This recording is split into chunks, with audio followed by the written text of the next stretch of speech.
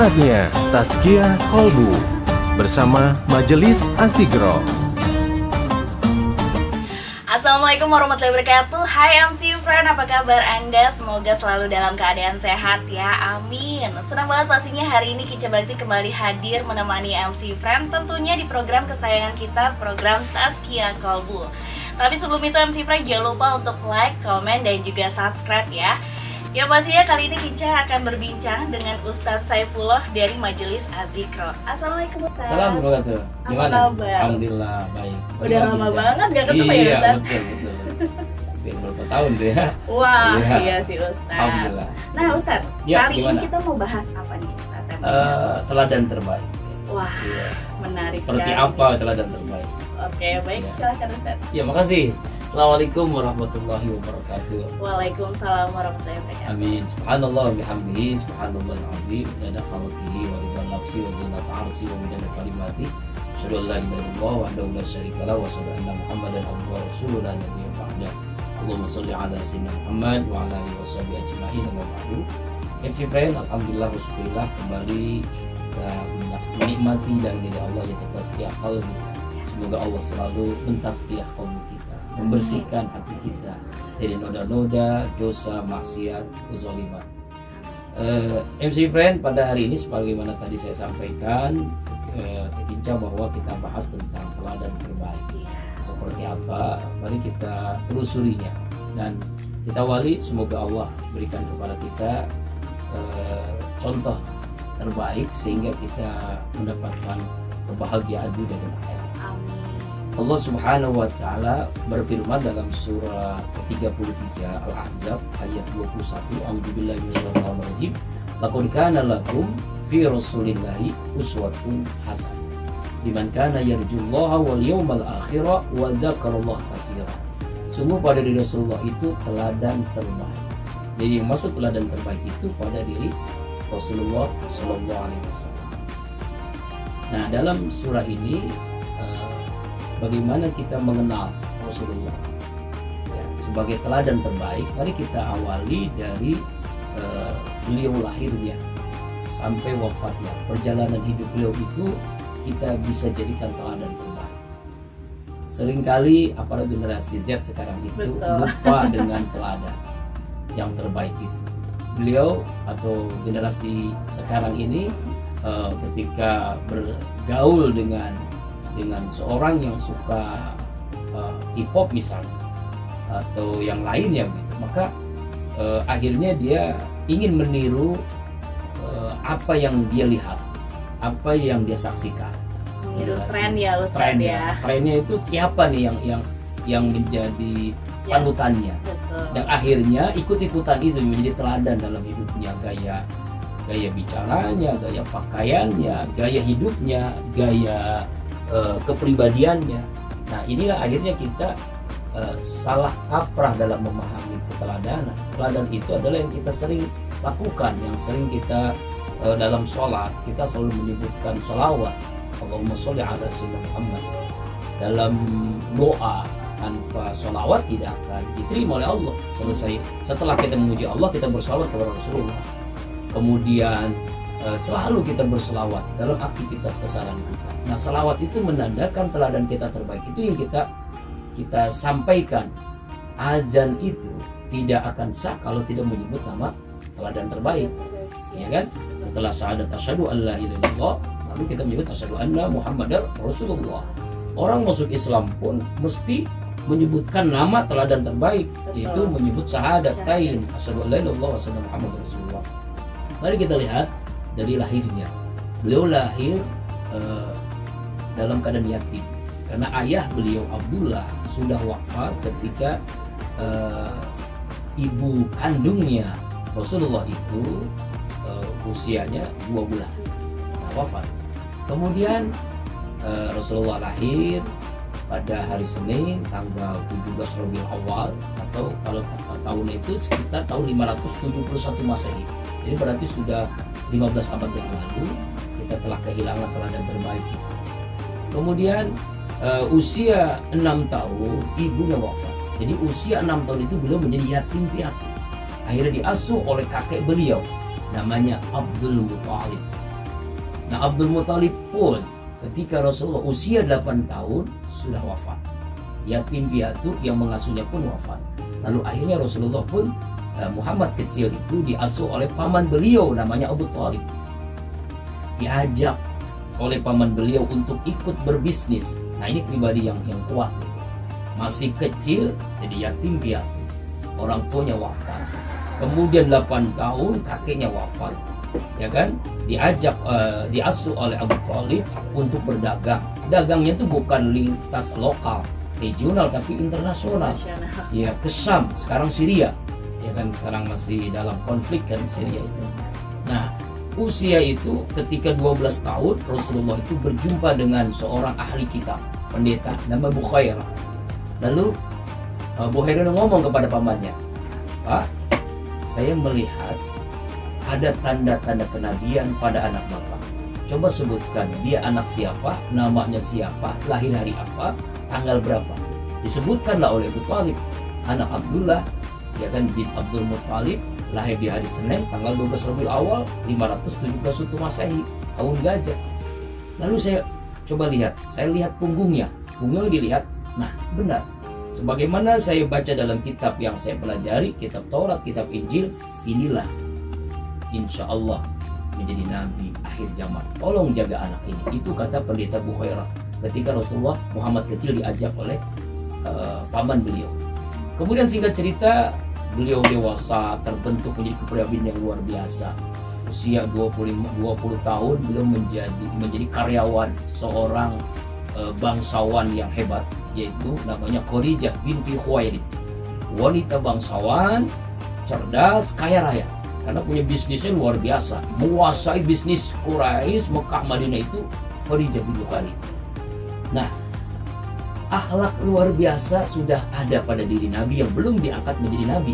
Muhammad sudah menginjak usia dewasa. Lalu orang-orang Arab memberikan gelar yang belum pernah terjadi. Padahal ketika itu zaman jahiliyah, orang masih menyembah patung berhala.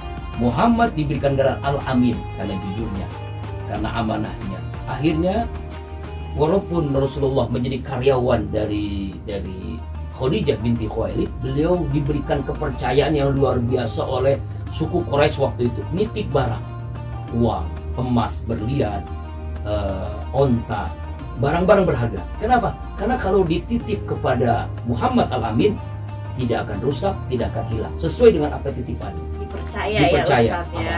Itu yang membuat Rasulullah ketika masih itu ya kaya raya. Nah, seringkali kita membaca kisah Nabi itu sepotong. Nabi itu miskin, iya benar miskin. Benar. Itu di akhir hidupnya. Tapi waktu remajanya, waktu dewasa dia kaya raya. Kenapa? Karena nitip barang itu akhirnya dimanfaatkan untuk bisnis beliau. Karena kejujuran itu membuat perusahaan Khadijah semakin hari meningkat, omsetnya, dan Rasulullah pun punya perusahaan sendiri. Memberanikan diri karena dia tertarik dan kepribadian Khadijah. Khadijah pun tertarik dengan kepribadian Muhammad Al-Amin. Dia melamar dengan mas kawin 100 ekor onta yang kalau dikurus rupiahkan sekitar 5 M. Nah, generasi Z nih tuh, bayangkan tuh, yatim piatu melamar nikah mas kawinnya 5 miliar. Tidak punya anak yatim. Karena kehebatan akhlak itu membentuk itulah akhirnya dia bisa bisnis dengan luar biasa. Omsetnya banyak dan dia beranikan diri untuk menikah bosnya sendiri. Nah, Allah Akbar. Nah, usia 25 tahun beliau menikah, mempunyai anak 6 dari Khadijah, di antaranya Qasim, Abdullah, Fatimah Zahra, Ummu Kulsum, Ruqayyah. 6 anaknya, 2 laki-laki, 4 wanita. Kemudian Rasulullah singkat cerita ketika usia 40 tahun beliau di Gua Hiro bertahanus. Tahanus itu artinya berdiam diri. Karena ketika itu dia tidak mungkin di Masjidil Haram. Karena Masjidil Haram itu seluruhnya adalah patung-patung yang lebih dari 350 patung. Gak mungkin dia tawaf di situ. Karena orang yang tawaf itu tidak berpakaian. Karena jahiliyah. Itulah yang membuat Rasulullah bertahanus, berdiam diri di Gua Hiro. Melalui malaikat Jibril turun wahyu yang pertama, Iqra bismi rabbikal ladzi khalaq. Soal Alaq ayat 1-5. Diangkatlah Muhammad menjadi nabi dan rasul di usia 40 tahun. Singkat cerita, Rasulullah mendapatkan wahyu pertama. Beliau gemetar, keringat dingin. Kenapa? Karena memang tidak menyangka, tidak disangka dia di usia yang matang itu diangkat menjadi rasul. Beliau ketemu dengan istri beliau, gemetar, dipeluk oleh istri beliau yang sudah memang lebih dewasa. Karena ketika nikah Rasulullah 25, Khadijah 40 tahun. Nah, kemudian kita kembali ke tema pokok teladan terbaik. Menjadi pemuda terbaik, menjadi suami terbaik. Bagaimana sikap beliau kepada istri beliau itu? Jangankan baiknya, marahnya dia baik. Misalnya, bagaimana beliau di antara pernah suatu saat beliau pernah marah kepada istri beliau yang namanya Aisyah radhiyallahu anha. Ya Humaira, ta'al kemari. Wajahnya merah, marah, ya, bahasanya lebih tinggi dari biasanya. Gemetar Aisyah, takut khawatir suaminya marah yang membabi buta begitu khawatirnya. Tapi karena dia sebagai istri, dia mendekat. Ketika dekat, apa yang dilakukan Nabi? Dia peluk, dia cium Aisyah radhiyallahu anha. Marahnya Nabi. Luar biasa ya. Karena kalau misalnya ngomongin tentang amarah itu kan kadang-kadang membuat kita tuh buta ya. Buta, iya. Bisa melakukan sesuatu ya kayak ADRT atau seperti apapun itu. Allah. Bahkan zaman sekarang ini ke rumah tangga berantakan karena memang marahnya itu tidak terkendali. Piring terbang, panci terbang, handphone terbang, ada sayapnya, bukan saking marahnya. Kata-kata binatang itu seringkali diucapkan oleh suami. Semua yang namanya diragukan disebutkan, monyet, babi, anjing, astagfirullah, nauzubillah. Nah, bagaimana rumah tangga bisa bahagia seperti itu? Nah, Rasulullah teladan terbaik sebagai suami terbaik. Bagaimana beliau mencontohkan, jangankan baik, marahnya pun baik. Dia peluk, dia cium itu Aisyah. Kita menemukan sosok laki-laki seperti itu ya. Saya teladan terbaik. Iya, ketika marah dia hanya memeluk dan mencium. Makanya aja. Rasulullah mengajarkan la takdob, 3 kali. Jadi jangan marah, dan kau akan dapat surga. Lalu bagaimana caranya? Marah itu kan bagian daripada sesaat yang memang sudah fitrah manusia. Nah, dia mengajarkan marah itu minasyaitan, setan. Setan itu diciptakan dari api. Api itu kalahnya dengan apa? Air. Kalau kita marah, berwudu. Nah, kalau berwudu masih marah, kita duduk masih marah, kita berbaring. Masa berbaring orang bisa marah? Nggak mungkin kan? Nah itu. Jadi marah itu sesuatu yang fitrah, tapi caranya dikendalikan dengan cara seperti tadi.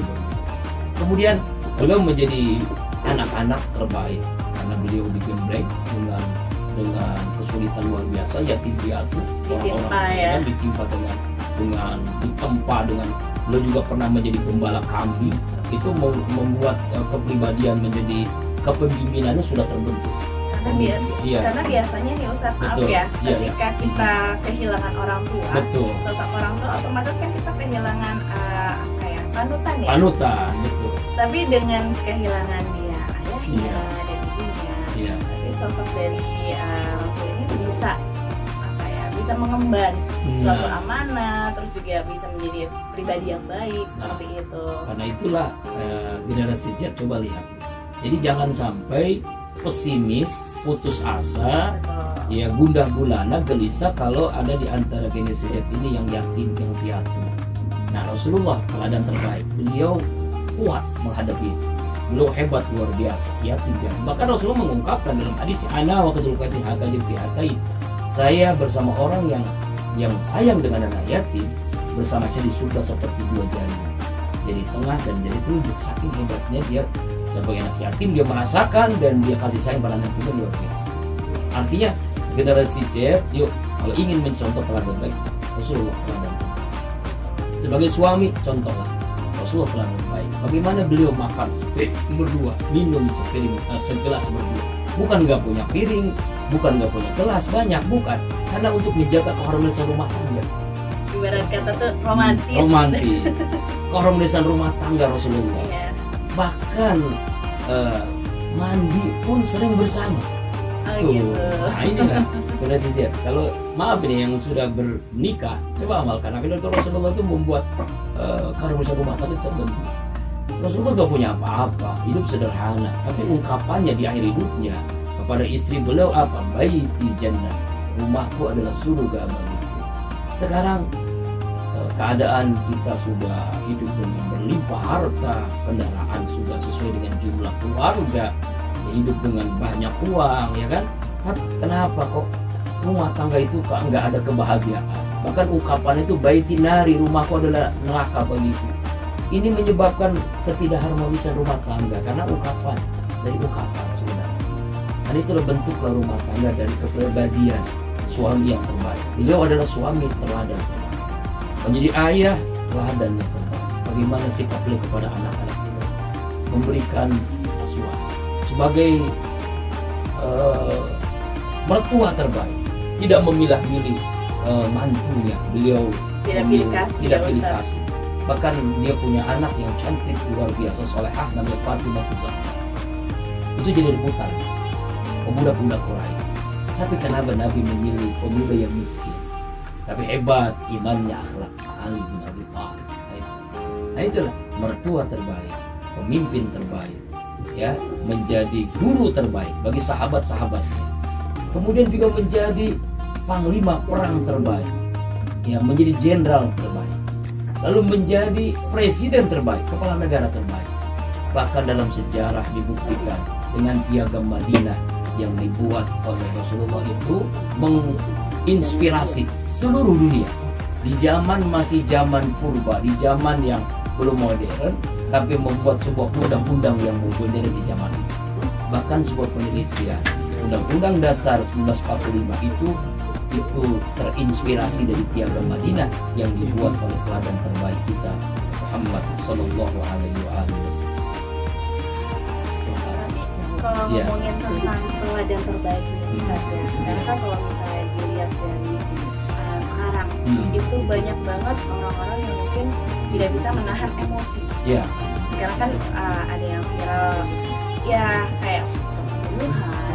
Betul. Itu tanggapan Ustaz tuh gimana tuh, Ustaz? Iya, kita lihat sekarang ya, nauzubillah ya, di zaman ini sekarang orang mudah membunuh hanya gara-gara cemburu, hanya gara-gara kesulitan melunasi hutang, ya. Bahkan setiap hari kalau kita melihat layar media sosial atau media elektronik, begitu banyak pembunuhan di negeri kita hanya gara-gara yang sepele. Betul. Kenapa bisa terjadi begitu? Karena memang belum menjadikan Rasulullah menjadi teladan terbaik bagi kita. Akhirnya nafsunya lebih dominan daripada imannya, dikuasai oleh nafsu, dikuasai oleh setan. Jadi hanya gara-gara hal yang kecil, ya kan? Ada anak membunuh orang tua, ada anak membacok dulunya sendiri. Nah, hal-hal seperti itu ya Ustaz ya, mungkin kita apa ya, prihatin ada seperti itu. Kalau kita MC Frank jangan kemana-mana ya, stay tune terus di MC Digicast. Alhamdulillah.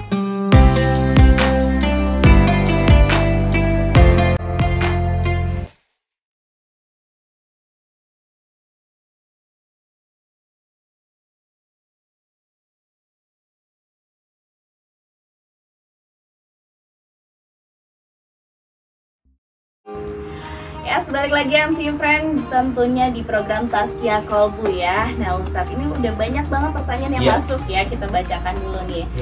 Ustadz, gimana sih cara kita meneladani sifat Rasul dalam kehidupan sehari-hari kita? Nah, caranya terima kasih MC Friend. Mari kita jawab, bagaimana caranya kita meneladani sifat Rasulullah? Karena itu kita kenali Rasulullah, ya, kehidupannya, kepribadiannya.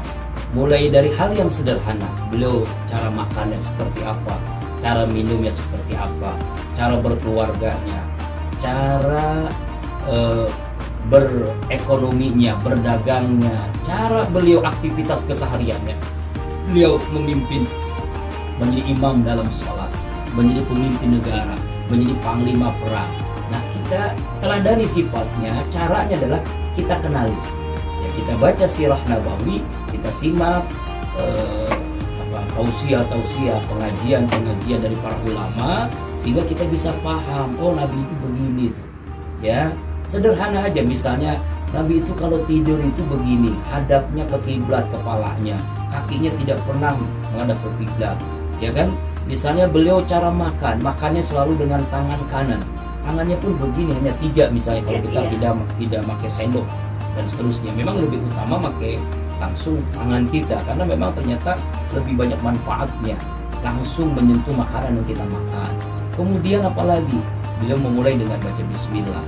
Ketika lupa beliau membaca bismillah awal wa akhiruhu. Kemudian selesai makan membaca alhamdulillah. Minum pun begitu, 3 tegukan saja. Tegukan pertama bismillah, selesai meneguk alhamdulillah. Tegukan kedua bismillah, selesai alhamdulillah. Tegukan ketiga bismillah alhamdulillah. Kalau itu dilakukan, apa kata Nabi? Kalau kita minum seperti itu, maka Allah cabut keinginan maksiat dalam diri kita. Itu hal yang sederhana aja. Kita masuk kamar mandi, kaki kiri dulu, keluar kamar mandi kaki kanan.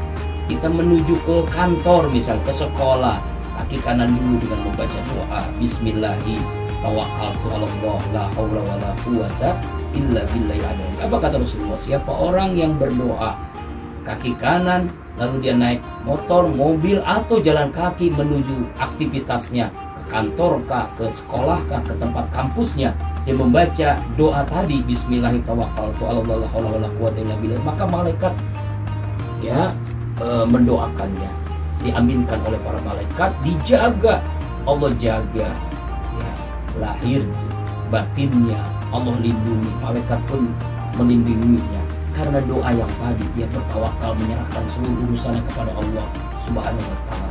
Jadi caranya adalah mulanya Rasulullah kita kenali hal-hal yang kecil dulu, lalu kita amalkan. Setelah kita amalkan, kita sebarluaskan, kita sampaikan lewat medsos yang kita miliki, ya kita sampaikan. Oh, akhlak Nabi itu begini. Kita contoh yang kecil-kecil dulu, lalu baru yang besar. Misalnya kalau almarhum Ki Haji Muhammad Al-Bunian itu ada namanya 7 sunnah harian Rasulullah SAW, artinya dilaksanakan setiap hari. Kalau kita bisa melaksanakannya 7 itu, dunia akhirat menjadi sungguh bahagia, sukses dunia akhirat. Pertama tahajud, yang kedua tadabbur Quran, baca Al-Quran, yang ketiga selalu berjamaah di masjid, yang keempat sholat duha, kemudian sedekah setiap hari, menjaga wudhu, dan selalu istighfar, sholat zikir. 7 sunnah harian itulah kalau kita laksanakan menjadi kehidupan lebih bermakna. Itu jawaban. Biasa ya.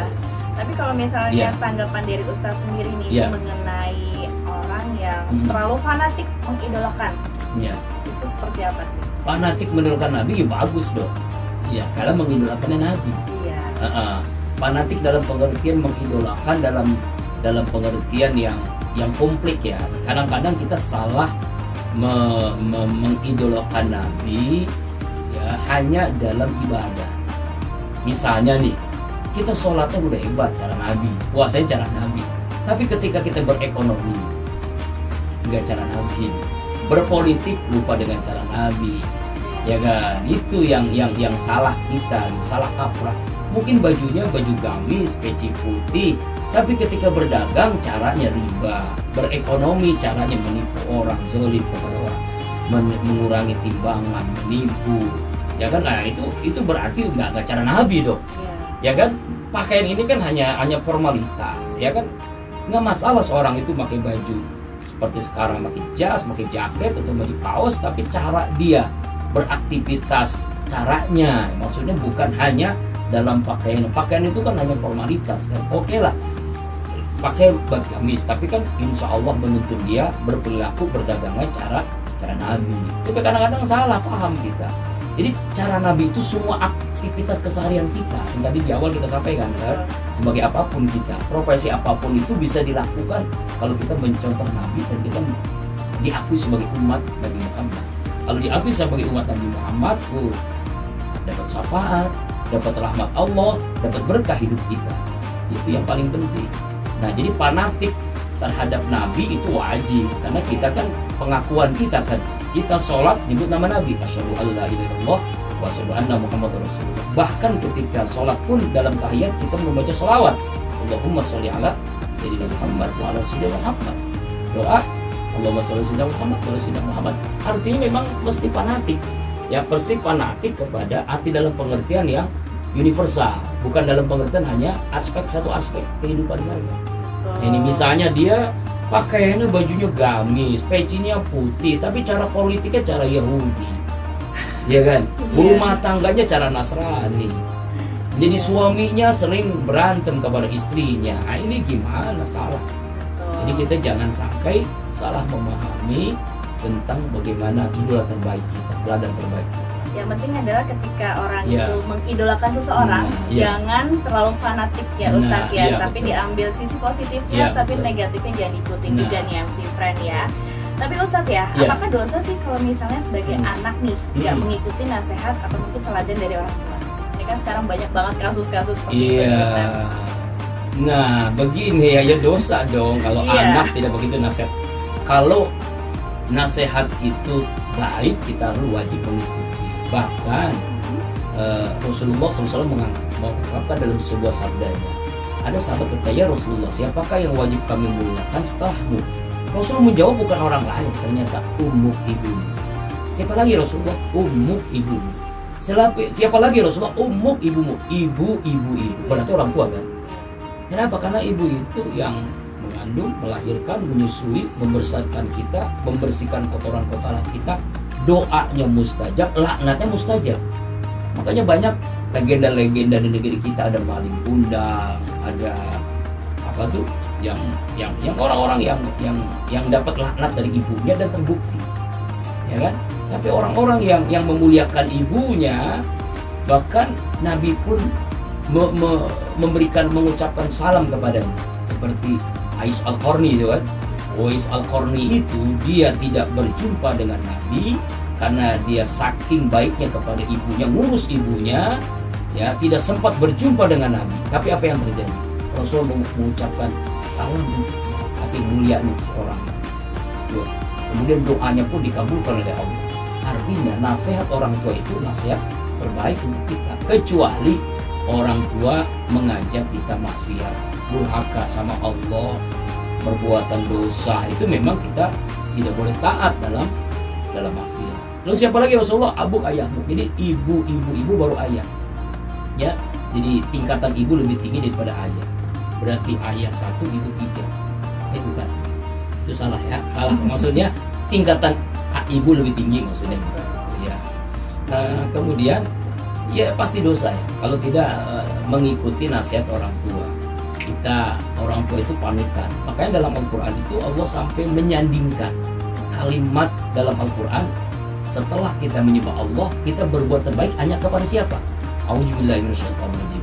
Wa qadha rabbuka alla ta'budu illa iyya wa bil walidaini ihsana. Ya, sembahlah Allah. Jangan kamu menyembah selain Allah. Setelah itu apa? Berbuat terbaiklah kepada kedua orang tua. Terbaik, ihsan terbaik. Arti jangan sampai kita menyinggung perasaan hati orang tua. Nah, saya dapat pelajaran dari orang-orang tua yang anaknya sukses, seperti almarhum Kiai Haji Muhammad Al-Fatih. Saya tanya kepada mama, orang tua ibunya sekarang masih, mah, gimana sih lo punya anak seperti Kiai, seperti luar biasa lah, panutan.